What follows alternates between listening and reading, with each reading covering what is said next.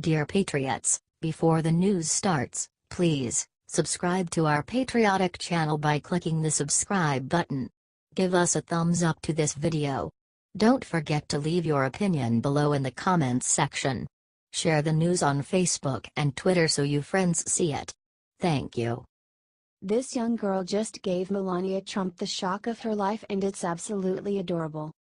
Melania Trump is a gorgeous icon, and at least one little girl agrees. This week, while visiting the White House, a young trick-or-treater donned one of Melania's most iconic outfits and surprised the First Lady. The costume consisted of the FLOTUS hat and white blouse the First Lady wore while responding to Hurricane Harvey in Houston, Texas. As you can see by the smile on her face, Melania loved the costume, and she should. Not only does the First Lady embody grace and class, she has also become a legitimate role model for young women thanks to her initiatives against bullying and for female empowerment. Mini-Melania wasn't the only notable costume at the White House's trick-or-treat event. Other children chose to dress as cops, scientists, and even a giant dinosaur. It proves that children can be both imaginative and aspirational, and watching the Trumps react to their costumes is incredibly endearing. If you love the First family, comment Happy Halloween. And share this sweet moment. America deserves to see the sweet side of the First family.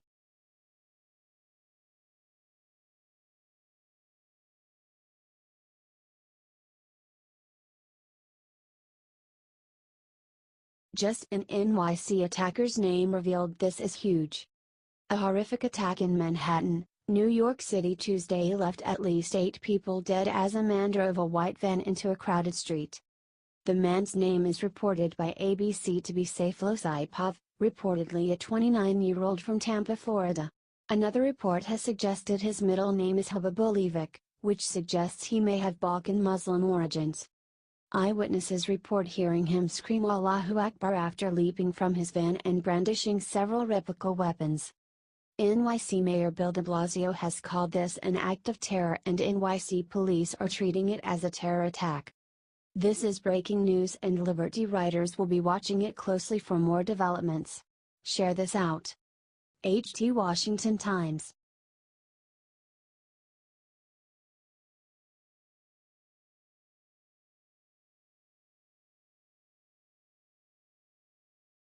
Hillary Clinton announces what her Halloween costume is. Immediately regrets it. Hillary Clinton is a dunce.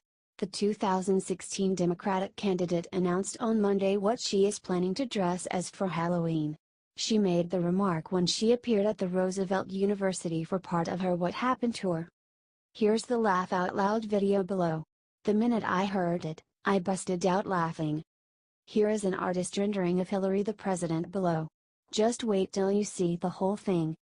Several reporters reported on the hilarious moment and commented at the time. Hillary Clinton then hemmed and hawed about losing the election. She even ignored the cute question about her grandchildren Charlotte and Aiden. Hillary skipped over talking about her grandchildren and talked about herself instead.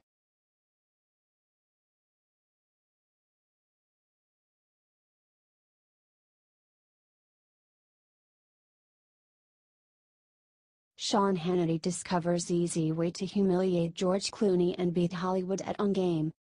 Sean Hannity just gave every American who has seen his new movie a big thank you for making it a smash hit. Sean executive produced a faith-based movie and Americans responded with their wallets. Let There Be Light took second place in the domestic box office this important holiday weekend. The movie took in a massive $5,071 per screen, barely coming in second place to the Saw sequel, which hauled in $5,525 per screen according to numbers reported by Variety. Hannity's new movie only played in 400 theaters in what is called a limited release, yet still took in the whopping $2 million.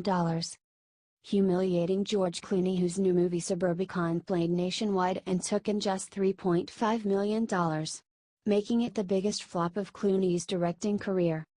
Let There Be Light stars Kevin Sorbo and is about a self-described atheist whose near-death experience changes his outlook on life.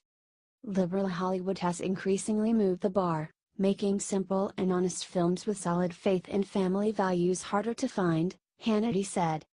I felt compelled to start bringing quality films to the millions of forgotten Americans who want to see more of these heartwarming and entertaining stories that reflect our Judeo-Christian, all-American values. I've been honored to work with true talent like Kevin Sorbo, and I'm very proud of Let There Be Light. As you should be. America has spoken, Harmon Kaslow, president of the film's distributor Atlas Distribution told Newsmax. Theaters are calling for the film, and we look forward to expanding in week 2 and beyond. Good work, Sean. We need more just like you. Share if you agree.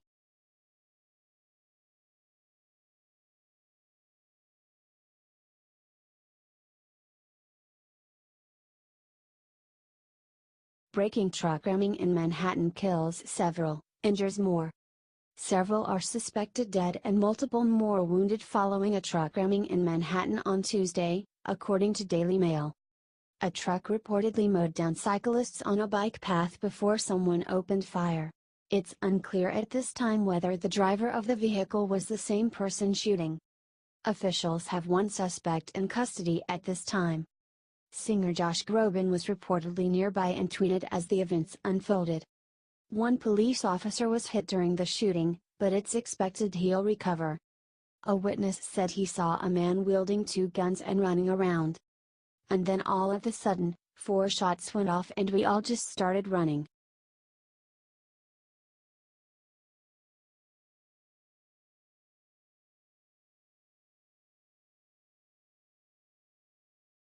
Congress discovers Russians used Facebook to hurt Trump and media's in total blackout mode. While the rest of the nation is discussing Bob Mueller and his witch hunt, there is major news coming out of Congress. Today the executives of Google, Facebook, and Twitter are facing hard questions from congressional leaders. Congress wants to know what these tech giants are doing to stop the spread of Russian bots and former Russian satellite states like Macedonia from spreading their BS in America. As they should. The liberals all lined up behind Congress and shouted at the top of their lungs that this was a scandal.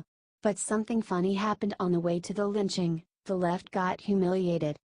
According to a bombshell report by The Hill, Congress just discovered that Russian bots hoodwinked the left and actually got them off their butts to protest Trump. Remember, the left said the conservatives got duped by the Russians, although there is no record of any conservative showing up to one of their fake rallies. The same cannot be said for the liberals.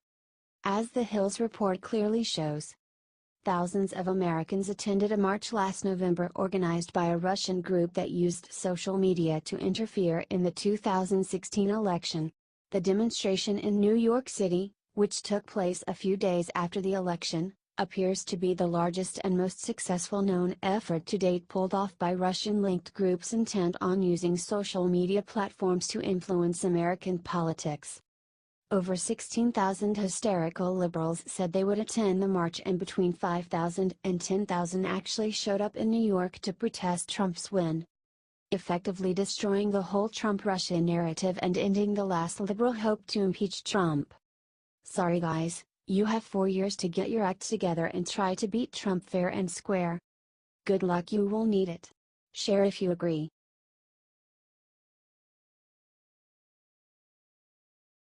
Sarah Sanders just entered a vicious room and surprised reporters with beer for an important reason. Monday's press briefing should have been one of the most difficult days of Sarah Sanders' life. Robert Mueller just announced the first criminal charges connected to the Russia investigation and the press were ready to pounce. So Sarah Sanders started talking about beer. More specifically, she started talking about beer as it relates to tax reform. The story she told originated from a viral email that made the rounds in 2011. It involves a bar that allows a group of friends to split the bill in relation to income. When the bar decides to lower the prices, the poorest of the friends complain that they got the smallest dollar amount discount. Meanwhile, while the amount of money the richest friends saved is more, they are still required to pay way more than their friends. Sanders used the story to explain why the media's reaction to tax reform is incorrect. They focus on how the rich benefit most from tax cuts when, in reality, they are still the most burdened. You can see the entire story in the video below. Comment Go Sarah. and share if you think we need tax reform now. Congress is unwilling to work with Trump. We need to let them know that they must work with our president to give us what we want.